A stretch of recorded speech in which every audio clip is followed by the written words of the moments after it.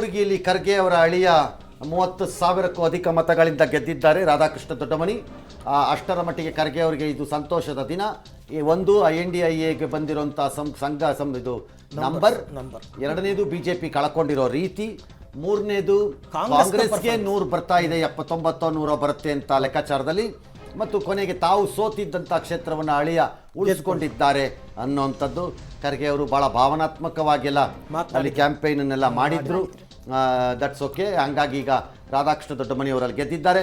ಅದು ಕಾಂಗ್ರೆಸ್ 10 ಅಂತ ಏನು ತೋರಿಸ್ತಾ ಇದ್ದೀವಿ ಅದರೊಳಗಡೆನೇ ಇದೆ, ಅದರೊಳಗಡೆ ಇರೋವಂಥ ಸಂಖ್ಯೆ. ಹಾಗಾಗಿ ಟೆಕ್ನಿಕಲಿ ಈಗ ನಂಬರ್ಗಳು ಯಾವುದು ವ್ಯತ್ಯಾಸ ಆಗ್ತಾ ಇಲ್ಲ, 16 2 10 ಹಾಗೆ ಇರುತ್ತೆ. ಅದೇನು ದೊಡ್ಡ ವ್ಯತ್ಯಾಸವನ್ನು ಕಾಣಲ್ಲ. ಆ ನಂಬರ್ಗಳಲ್ಲಿ ಡಿಕ್ಲೇರ್ ಆಗದೆ ಇರೋ ಗೆಲುವುಗಳು ಮಾತ್ರ ಇನ್ನು ಗೆಲುವು ಅಂತ ಡಿಕ್ಲೇರ್ ಆಗಬೇಕಷ್ಟೇ, ಡಿಕ್ಲೇರ್ ಆಗ್ತಾ ಇದೆ ಅಷ್ಟೇ. All right. ಇದಿಷ್ಟು ಈಗ ಬರ್ತಾ ಇರುವಂತಹ ಸುದ್ದಿ. ಕೇರಳದ ತಿರುವನಂತಪುರದಲ್ಲಿ ಜಿದ್ದಾಜಿದ್ದಿನ ಹೋರಾಟದಲ್ಲಿ ಇಬ್ಬರೂ ಶಶಿ ತರೂರ್ಗೆ 900 ಮತ, ಇವ್ರಿಗೆ 1000 ಮತ, ಅವ್ರಿಗೆ 50 ಮತ ಅಂತ ನಡೀತಾ ಇದೆ. ಅಲ್ಟಿಮೇಟ್ಲಿ ಯಾರು ಗೆಲ್ತಾರೆ ಯಾರು ಸೋಲ್ತಾರೆ ಅನ್ನೋದು ಗೊತ್ತಿಲ್ಲ. ಬಿಕಾಸ್ ಲೈಕ್ ಕೊಯಂಬತ್ತೂರಲ್ಲಿ ಆದಂಗೆ 17,000 ಮತದಲ್ಲಿ ಅಣ್ಣಾಮಲೈ ಸೋತಿರೋ ಹಂಗೆ ಒಂದು ಲೋಕಸಭಾ ಕ್ಷೇತ್ರಕ್ಕೆ 17,000 ಮತ ಅಂದ್ರೆ ಬಹಳ ಕಡಿಮೆ. ಹಾಗಾಗಿ ಅವರು ಸೋತಿದ್ದಾರೆ. ಆಂಧ್ರಲ್ಲಿ ಮಾತ್ರ TDP YSR ಕಾಂಗ್ರೆಸ್ಗಿಂತ ಬೆಟರ್ ಪರ್ಫಾರ್ಮೆನ್ಸ್ ಮಾಡ್ದಂಗಿದೆ. 156ಕ್ಕೆ ಹೋಗಿದ್ದಾರೆ, ಅವ್ರು ಕೇವಲ 16. ಅಟ್ಲೀಸ್ಟ್ TDPಗೆ 26 ಇತ್ತೇನೋ ಹಿಂದೆ, 20 ಚಿಲ್ಡ್ರನಾರು ಇತ್ತು, ಇವ್ರಿಗೆ ಅದೂ ಇಲ್ಲ. ಅಂದರೆ ಜನ ಅದೇನೋ ನೋಡಿರ್ತಾರೆ. ಏನೋ ಮಧ್ಯಪ್ರದೇಶ ವೆಲ್ ಡನ್, BJP ಅವ್ರು ಚೆನ್ನಾಗೇ ಮಾಡ್ಕೊಂಡಿದ್ದಾರೆ. ಬಿಹಾರ ಚೆನ್ನಾಗೇ ಮಾಡಿದ್ದಾರೆ ಅವರು ಆ್ಯಕ್ಚುಲಿ, 34-6. ಬಟ್ ಆಮೇಲೆ ಏನಾಗುತ್ತೆ ಅಂತ ನಮಗೆ ಐಡಿಯಾ ಇಲ್ಲ ಈಗ ಮುಂದಕ್ಕೆ. ಇನ್ನು ಉಳಿದ ರಾಜ್ಯಗಳನ್ನು ನೋಡೋದಾದರೆ ಗುಜರಾತ್ ಅವರ ನಿರೀಕ್ಷೆ ಪ್ರಕಾರ ಇದೆ.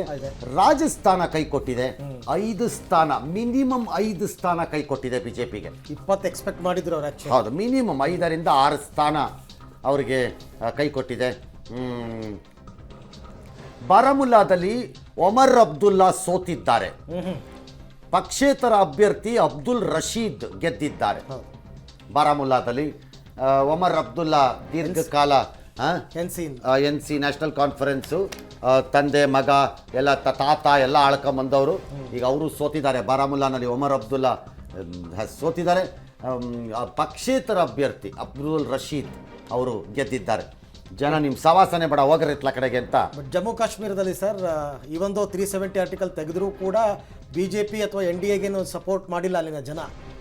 ಇಂಡಿ ಒಕ್ಕೂಟಕ್ಕೆ ಹೆಚ್ಚಿನ ಸಪೋರ್ಟ್ ಸಿಕ್ಕಿದೆ ಈ ಸರ್ತಿ.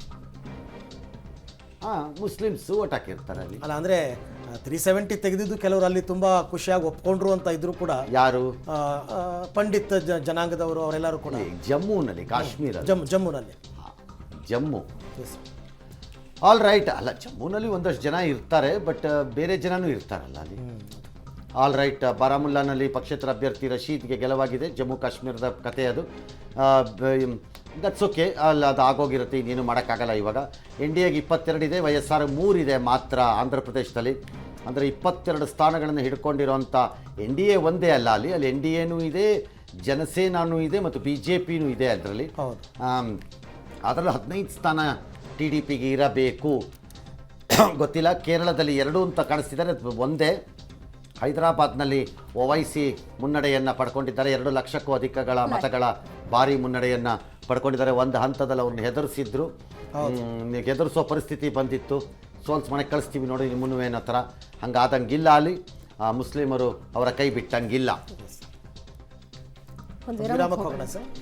All right. ಈಗಿನ ಪರಿಸ್ಥಿತಿ NDA 299, ಇಂಡಿಯಾ ಅಲಯನ್ಸ್ 226, ಆದರ್ಸ್ 18. ಏರುಪೇರು ಆಗ್ತಾನೆ ಇದೆ. ನಾನು ಆಗಲೇ ಹೇಳಿದ್ದೀನಿ, 8-10ರ ಮಧ್ಯದಲ್ಲಿ ಈಚೆ ಆಚೆ ಈಚೆ ಆಗಬಹುದು ಇನ್ನು ಮುಂದಕ್ಕೆ ಹೋಗ್ತಾ ಅಂತ ಲೆಕ್ಕಾಚಾರದಲ್ಲಿ.